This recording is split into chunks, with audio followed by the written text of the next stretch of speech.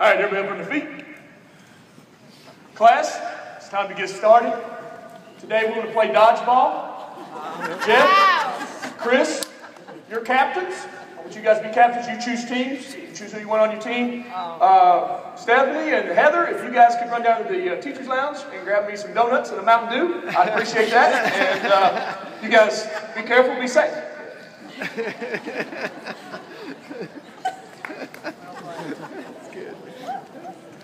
When talking about physical education, unfortunately, this is the conversation we have to start with. We got to get the elephant out of the room. And too many people so oftentimes have had that old school physical education experience. As Todd said, we get an opportunity to do legislative presentations sometimes. And oftentimes we have those legislators, those decision makers, those policy makers, whether in Frankfurt or at the school level, that's been their PE experience. It's been about the athlete. It's been about those that already know that they're fit and they're healthy, and it's really not about achieving what we need to do for our children. And so, unfortunately, that's where we have to start at, but at the same time, we also get an opportunity to talk about what quality physical education really is and what it should be. And so, getting by that elephant, what should schools be doing? What is the definition of quality physical education? Some people call it new PE. And it shouldn't be new PE, it should be what PE has always been about. And this concept is quickly emerging. National standards just recently changed to reflect this terminology, and that is of being physically literate. So if we talk about illiteracy, we know what that means in reading, but in Kentucky especially, we have an epidemic of physical illiteracy. And we see the effects of that daily. And in fact, we'll tell some stories to kind of paint that picture of what physical illiteracy is really doing and then how we're positioned to change that here in Kentucky. Physical literacy is just simply this. Kids, students gaining the knowledge, skills, and confidence they need to live a lifetime of physical activity. Positive experiences. That's what physical education, physical activity really have to be about, and that's the reason the curriculum is essential to creating physical literacy. But at the same time, we also have to maximize those opportunities in schools. And we'll show where your role comes into this and some of the things we have moving in Kentucky. So what is the issue for Kentucky? Because that's who we represent here with this Kentucky Coordinated School Health Summit. We got an opportunity to hear from some students earlier from Greenwood. But I want to tell the story through these three students. Ray, off to the left there, is kindergarten. He's in the class of 2026. Just started kindergarten this year. Here's what I know about Ray. He's not going to see a required PE class in the state of Kentucky until his freshman year of high school. What he experiences in physical education between now and 9th grade is up to his school, his site-based council, his local school board. That's the reason you play such a critical role in what's happening with this issue. Tell you about Hannah. Hannah's in the middle right there. Hannah's in 2nd grade. She comes from a small school, 200 kids. You would think a small school with 200 kids would mean they'd get daily physical education. But the reality is, physical education's on the back burner. So in 3 years, she's had 3 PE teachers. All 3 of those PE teachers were not certified in PE. They were special ed teachers that said, hey, do this on the side. So Hannah's never had, in her 3 years of school, never had a physical education teacher that's been trained in physical literacy, in physical activity, and all those different things. Ross is the last student right there. And Ross is in 5th grade this year. As you think about Ross, he's going into middle school next year. If he chooses to do band, odds are he won't see a physical education class in middle school. Oftentimes our students in band don't get any physical education, physical activity 6th, 7th, and 8th grade. Very important brain development time. Ross, they're all at the same school now. And so he's had the same PE experiences. And I was interviewing him the other day, and I wanted to share that because from the mouth of babes comes the best stories, right? About school. PE class. What's the thing you like least about school? Whenever a couple of kids get in trouble and the whole class loses recess. I understand from your last school that they had a lot of technology, a climbing wall, wellness card program that they did. I hear it was a really, really awesome PE teacher that led all that up. Dad, it was you.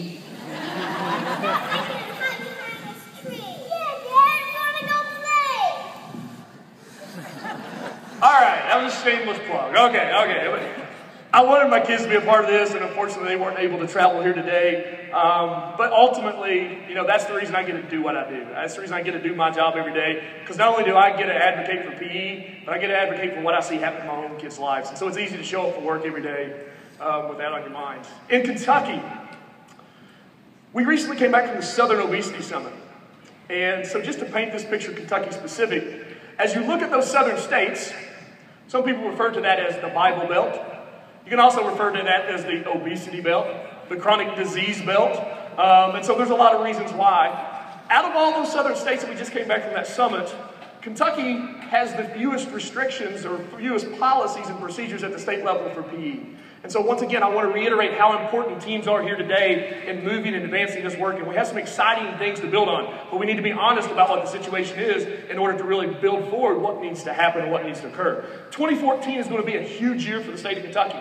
In February, we're hosting Southern District. That's a collection of 13 southern states that represents our National Association of Health and PE. Lexington's getting to host that in 2014. Some of the conversations we're going to finish this talk with will show you why we're excited to host both of these semi-national events.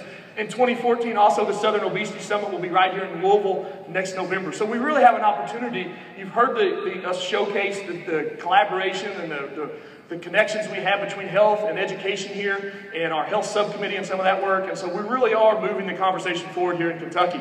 NASPE, our National Associations of Sport and PE, they monitor 7 critical policies around what helps enforce quality physical education.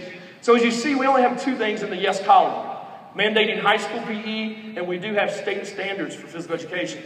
We do not have a requirement for elementary, for middle school. We also lack in professional development, as well as helping to see someone has coordinated that in each position. In fact, I'll talk a little bit more about Jefferson County in just a few minutes. Jefferson County is the only district in the state that has a certified PE specialist at the district level. That's of 173 school districts, there's 1 PE specialist in the entire state. And so that's something that we need to help in moving forward to really impact professional learning, professional development. So as we think about this, here's where the message really lies. And here's why it's critically important for you. Kentucky's getting a lot of props right now for Affordable Care Act. You heard that earlier. We're leading the nation in Affordable Care Act implementation. Dr. Floyd can also tell you, and Mary Ann Miller said up here, that we're also leading the nation in Common Core implementation. And so both of those things really have to do with the good of the citizens, the bigger picture, a global economy. And that's what the message around Kentucky Department of Education around unbridled learning is: college and career readiness. But at the same time, if we fail to address this with our students and their lifetime experiences, so we have to improve their experiences with elementary, with middle school, with high school, and get that continuum. So ultimately, when we talk college and career readiness, we have physical activity as a part of lifestyle, as a part of our schools, a part of our communities, and connecting those dots. One thing I didn't tell you about the students I talked about a while ago with my own kids, I'm concerned about their future. This year alone, the state of Kentucky is expected to have $2.6 billion in obesity-related expenses. $2.6 billion in healthcare obesity-related expenses in the state of Kentucky. Let me ask you a simple question. Who pays for that? We all do. In 5 years, if what happens in the previous 5 years happens over the next 5 years, $6 billion. Now, most of you just went through open enrollment. Anybody like paying more for insurance this year? Guess what that's going to be in 5 years? That's the way insurance and healthcare. And so this is a crisis. And so when we talk about college career readiness, we cannot neglect this issue. So what's your role? What's your role in this? What's your role in the teams? If you're here as a personal, as an advocate, as a stakeholder, what's our role in this? Well, the cool thing is, Dr. Floyd mentioned, we have program review. Even though we don't have state policy, we at least now have a document that now goes out to 1,200 plus schools across the state. And it asks them this question: you're using a coordinated school health committee to improve quality PE and physical activity opportunities through a comprehensive school physical activity program approach. It's what we call CSPATH.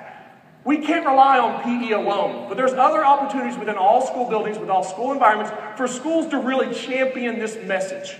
And I think that's the part we have to embrace, because we have to see schools as an agent of change. When we talk about healthcare crisis, we talk about Affordable Care Act, we talk about the future impact. schools have always been that agent of change. And so when it comes to physical activity, CSPAP gives us that framework for doing so.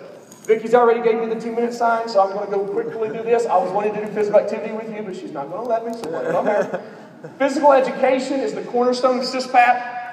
But we also look beyond PE class, because if we rely on PE alone, we know the students are only getting 1 day a week, 2 days a week, 9 weeks when you're done for the year. There's all these different assortments that your schools are coming from their PE experiences. And so we got to look beyond physical education class. So what are the other opportunities for that PE teacher, that coordinated school health committee, to champion activity during the school day? Leanne and Kathy will tell you physical activity does not take away from learning. That's my pet peeve. Physical activity break. Quit calling it that. It's not a break. We've done physical activity today. We didn't take away from what we've done here today. We've increased what you've done because you've had blood flow in the right way, auditory, visual, and kinesthetic awareness. That's what we've done to use to teach, and that's what physical activity does for all students every day as a part of academic achievement. Before and after school, looking at what happens before the bell rings or after the bell. Looking at staff wellness, you'll hear from Kara a little bit later on staff wellness. We have a number of people here today with Humana Vitality, so we're doing a lot of partnerships and collaboration with Humana. And then lastly is the family community involvement piece. We have another talk coming on that from Merritt later today as well. So that's what CSPAP is. So Kentucky's been forging ahead with this for the last 3 years within program review. For the first time ever, as of October, we have data back on how many schools are reaching proficient around CSPAP and coordinated school health. We have a lot of work to do. We know that less than 30% are achieving proficiency with this, and that's the reason you're here today, to help guide you in those plans moving forward. What's happening on the national level? Let's Move Active Schools. Let's Move Active Schools is a collaborative effort that has a number of partners coming together. And this is something that when we talk about CSPAP, that's what Let's Move Active Schools is all about. How to engage schools in a comprehensive approach to increasing physical activity opportunities for students, staff, family, and community. So Let's Move Active Schools, look at all the partners that have come on board. We have members from the Alliance for a Healthier Generation here today. That's the lead in this, the President's Council.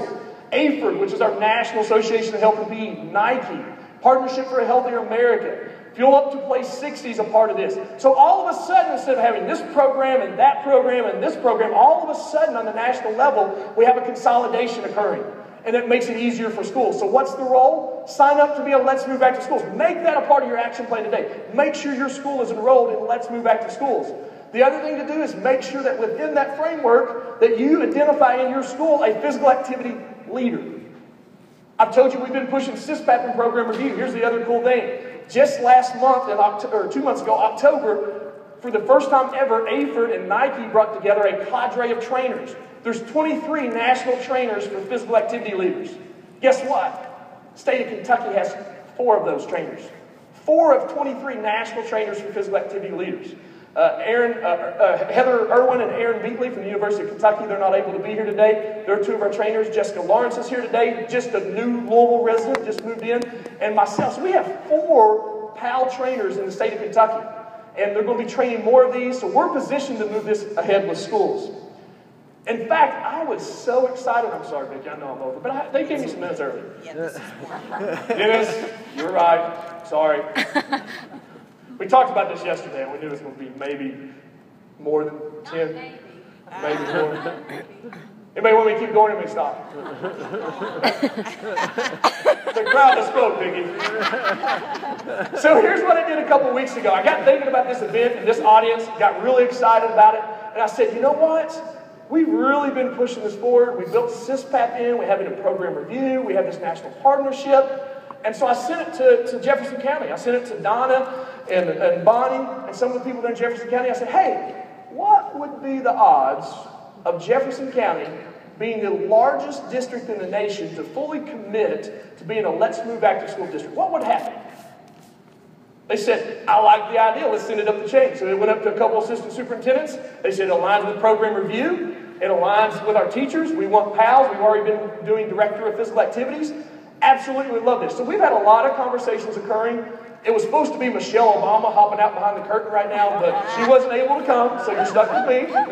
I think Vicki would have gave her a few extra minutes, maybe. But we did talk about having a speaker, but what they were able to do and moving forward, we do have some press releases. So I would like to invite the Jefferson County team to come on stage And this is my challenge to you. If Jefferson County, how many schools we have?